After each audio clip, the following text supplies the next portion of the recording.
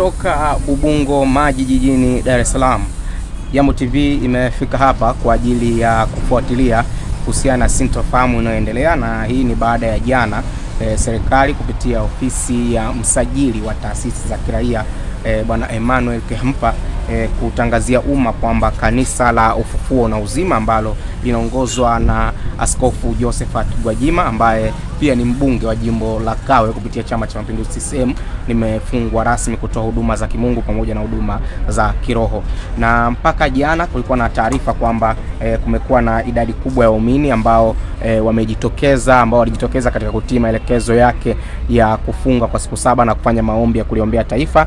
Na sasa waumini walijitokeza, na baadaye maafisa wa jeshi la polisi inataja kwamba baadaye wakaja na jambo kubwa ambalo wamekuja hapo kwa ajili ya kuja kuzuia shughuli zote za huduma kuendelea. Sasa Jambo TV tumefika hapa, na kweli tumefika mapema asubuhi ya leo, na mpaka hivi sasa tunazungumza tuko katika eneo hili. Jambo kubwa ambalo tumelishuhudia ni kwamba kambi ya maafisa wa jeshi la polisi inaendelea chini ya ulinzi mkali, na tayari kuna tape maalum ambayo imewekwa kuzunguka jengo la kanisa, na hii ni kuthibitisha kwamba moja kwa moja kwamba huduma hapa haziendelei. Na hata vyanzo mbalimbali ambao tumezungumza nao hapa, wakiwemo baadhi ya waumini na baadhi ya wachungaji, wamekiri kwamba kulikuwa na rabsha usiku, na jambo kubwa ambalo wanalalamikia kwamba wao wanadai kwamba maafisa wa jeshi la polisi waliwapiga baadhi ya waumini. Lakini kuna taarifa pia ambazo zinaeleza kwamba mpaka hivi sasa bado haijaeleweka baadhi ya waumini ambao waliokuwa wamekamatwa wapi ambako hasa wameelekea. Mpaka hivi sasa pia hakuna taarifa ya moja kwa moja kwamba kiongozi mkuu wa kanisa hili kwa maana ya Askofu Gwajima na waambata wake wengine wa karibu wako wapi.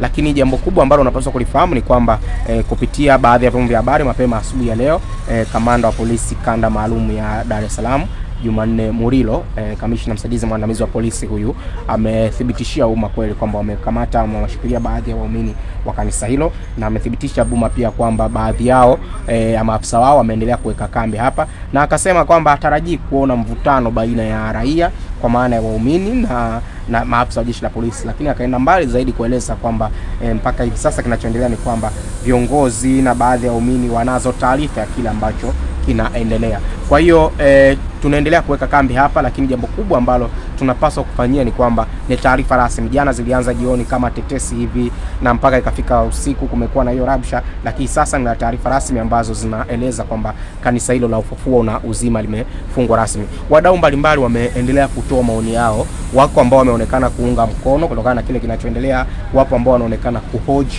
wapo wengine ambao wanaonekana kuwa na mashaka na hiki ambacho kinaendelea, wakihisi kwamba pengine ni umenyaji wa utoaji wa maoni, kwa sababu haya yote yanajiri ikiwa ni siku chache tangu Askofu Josephat Gwajima ajitokeze hadharani na kueleza kwamba kupinga vitendo alivyoviita kwa vya utekaji, mauaji na vitu vingine kama hivyo, akisema kwamba anahisi pengine mamlaka za serikali kwa namna moja ama nyingine zimeshindwa kutimiza wajibu wao ipasavyo. Sasa tumsikie mmoja wa wachungaji wa kanisa hili akieleza kile ambacho kimejiri. Naitwa Kuhani Mwakalambo, mtumishi wa Mungu ambaye ni sehemu ya kanisa la Ufufuo, kwa maana ya Gwajima ni baba yetu, ni baba wa wengi. Gwajima ni baba wa wengi, na kama ni baba wa wengi, kwa hiyo tunapopata matukio mazito kama haya ama taarifa ngumu kama hizi, lazima tushtushwe, sababu zinatugusa moja kwa moja na zinaathiri mwili wa Kristo moja kwa moja. Mimi nipo pale Bunju naendesha huduma, lakini pia ni sehemu ya huduma hii. Na mimi nilipata taarifa bwana. Hizi taarifa za tangia itoke barua ya kumsimamisha ama kutusimamisha tusiendelee na huduma kwa maana ya kanisa la Ufufuo na Uzima, tulizipata na zilitusikitisha sana. Mwanzoni zilikuja kama vile ni kama utani, lakini kadri siku zinavyoenda tunaanza kuona kumbe ni serious.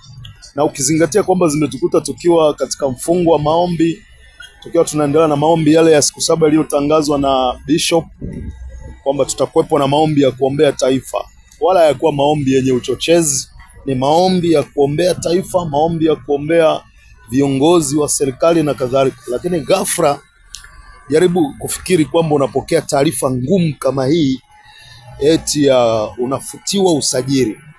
Kwa hiyo zikatustusha, Na kibaya zaidi sasa, tumekaa usiku, nimelala usiku, nipo nyumbani, ninaangalia hivi kwenye mtandao, naona kwanza kuna taarifa inatoka kwamba watu wamevamia kanisani. Ilibidi moja kwa moja nikatisha usingizi. Nilipata taarifa kama saa 8 za usiku. Nikajiandaa pale kama saa 9 ama saa 10 nikaanza kutoka. Nikafika hapa baadaye sana, kulikuwa na foleni, nikafika nikakuta hakuna utulivu kwa kweli. Watu wanakamatwa, watu wanapigwa, watu wanapigwa. Mimi sijaguswa of course, lakini nimeshuhudia watu wanapigwa, wanachukuliwa, waumini wanaondolewa kanisani, wanapakizwa kwenye magari.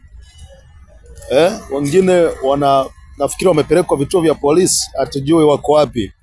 Lakini ambacho naweza nikazungumza tu ni kwamba kanisa, kama mnaviona pale, kanisa tumewekewa kizuizi kwamba hamna ibada kuendelea.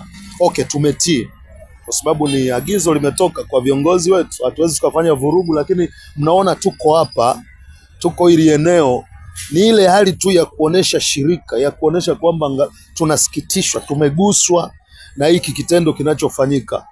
So serikali inatakiwa ifahamu kwamba Gwajima, wasimwangalie Gwajima kama Gwajima, kwa sababu kimwangalia Gwajima kama Gwajima, mtamwangalia kama mbunge, mtamwangalia kama mtumishi wenu katika serikali.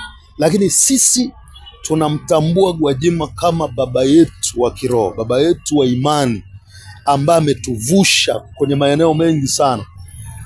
Gwajima ni mwalimu, Gwajima ni mchungaji, Gwajima ni askofu. Huduma ama kanisa la Ufufuo na Uzima lina takriban matawi ambazo tunaita branch zaidi ya 2000 Tanzania nzima. Ukimgusa Gwajima, uwe na uhakika umegusa watu zaidi pengine ya milioni. Na waangalie sana serikali sasa, hao watu wasipandikizwe chuki, wakaanza kuchukia chombo kinaitwa serikali, wakaanza kuchukia jeshi la polisi. Isipokuwa wawatengenezee watu mazingira ambayo watakuwa wakiona polisi waone ni marafiki zetu, wakiona serikali ya CCM waone kabisa hawa ni Watanzania wenzetu ambao tunaweza tukaonesha. Hata tumeona mahali pengi unakuta kuna wakati polisi wanatoa wito, wanasema wananchi muoneshe ushirikiano kunapotokea matukio ya ujambazi, pazeni sauti, kukitokea wezi tujulisheni. Sasa kama itakuwa inatokea fitina kati ya jeshi la polisi na wananchi, nataka nikwambie muwe na uhakika kwamba kuna vitu vitatokea, alafu wananchi wanaweza kujikuta wanakuwa upande wa wale mnaodhani ni maadui wa nchi. Kwa nini? Kwa sababu ile chuki ni mbaya. So hiyo ndio ushauri wangu ambao naweza nikashauri pia serikali, na wanaweza kachukua hiki kitu ninachozungumza. Watu wanaguswa na matukio ya kuonewa, watu hawaguswi na matukio ya kushangilia.